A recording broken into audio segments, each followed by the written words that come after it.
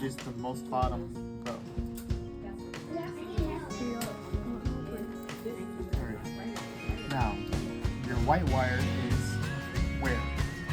It's A2 column B. Okay. Now for your black wire, it's a G. It is a ground wire. So if it's a ground wire, where should it go? Behind. Wait. It's on the G. It's in any row of G. Any row here. So my suggestion is to put the black wire at A2 row G. Column G. Sorry. A loop represents, what does a loop do?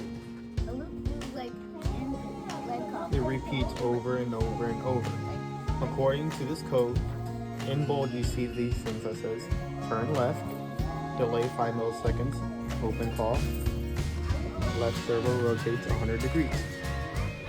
What's under these things, such as turn left, or what it does. For position 1,